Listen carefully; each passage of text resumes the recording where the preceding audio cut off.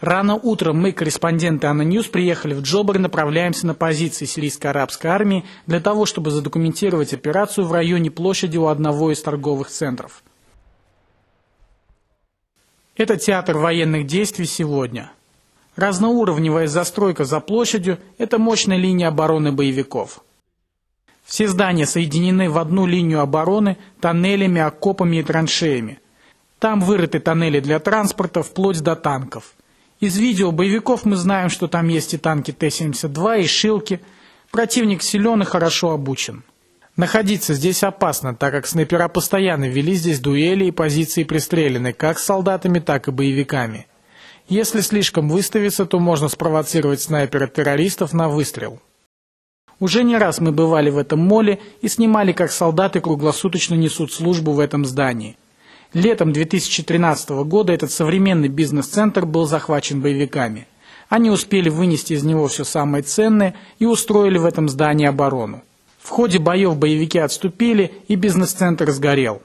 Вот уже год как солдаты живут в этом молле, сдерживая боевиков от попыток прорваться в центр Дамаска и блокирования автодороги Дамаск-Хомс. До начала этой войны в этом молле снимали кино, сериалы.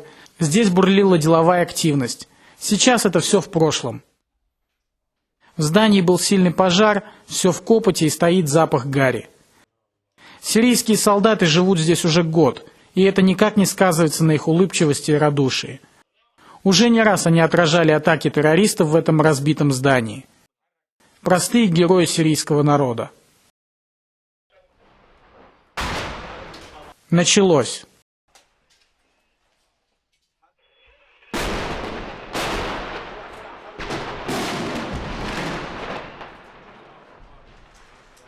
Танкисты, прием! Здания слева и справа заняты боевиками. Боевая задача перед армейскими подразделениями сегодня – занять здание слева, разбить позиции террористов в зданиях справа и закрепиться в зачищенных бизнес-центрах. Сначала наносится удар по застройке частного сектора в Джобре, примыкающей к площади. Таким образом, основную группировку террористов отсекают от атакуемых позиций.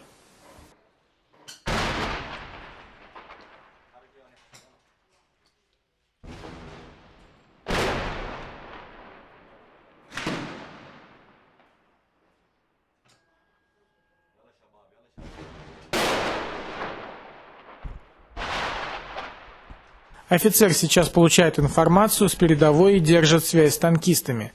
В режиме реального времени он проговаривает им новые детали предстоящего боя. Сейчас танкисты должны вступить в дело. Они должны продемонстрировать свое мастерство, чтобы обеспечить наступление пехоты и не подставиться самим. Воздух заволакивает дымом, пылью и газами сгоревшей взрывчатки. Танкисты, прием! Танкисты, прием!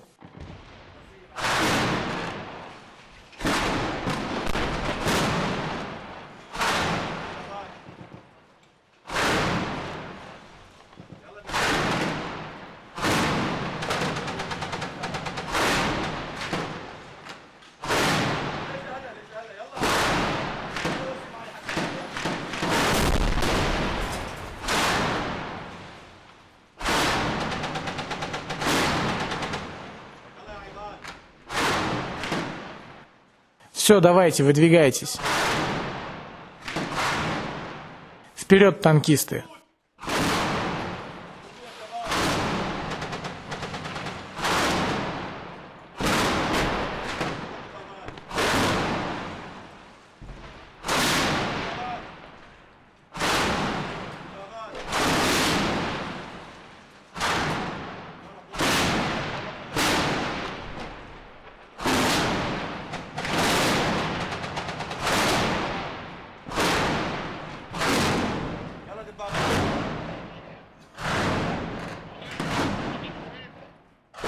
Выдвигайтесь с огнем. Бейте их. Надо атаковать быстро. Сильный натиск нужен.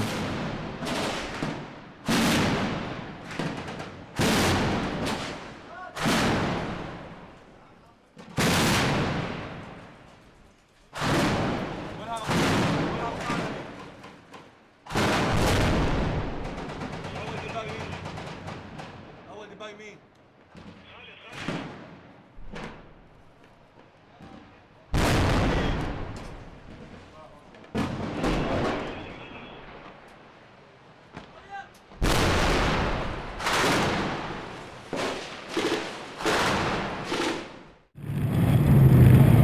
бой вступает сразу 5 танков.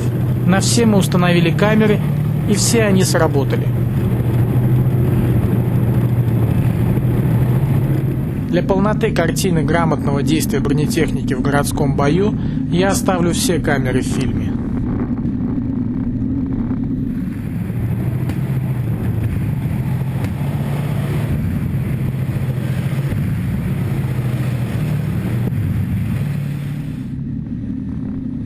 Танки направляются к площади у мола. Эти 2 здания впереди заняты боевиками, и сегодня они должны быть зачищены. Сейчас позиции боевиков обрабатываются крупнокалиберными пулеметами калибров 12,7 и 14,5 мм. Первый танк бьет по позициям. Камера на втором танке фиксирует попадание крупнокалиберной пули в мол, в котором находятся позиции сирийской арабской армии.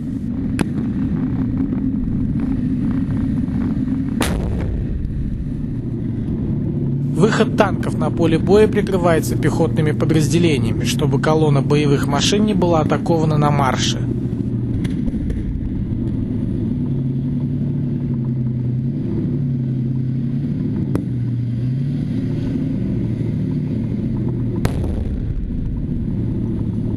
Третий танк тоже бьет по боевикам.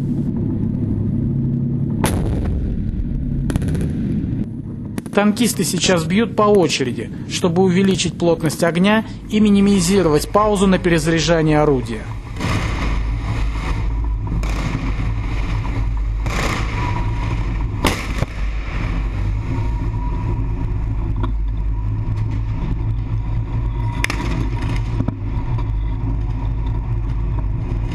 Каждый экипаж танка имеет свою цель и действует согласно плану.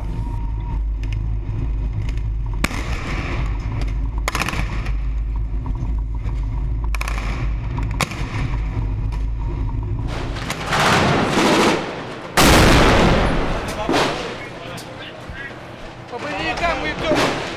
Огонь со всех сторон. Здесь никого сейчас не видно. По моей попытке записать стендап, вы можете понять, насколько все загазовано и как тяжело дышать. Но офицеры сирийской арабской армии при этом продолжают руководить боем, не обращая на это никакого внимания. Выйдя на площадь, танки занимают свои места согласно плану, разработанному для экипажей. Андрей Филатов, Виктор Кузнецов, Марат Мусин, Анна Ньюс, Дамаск.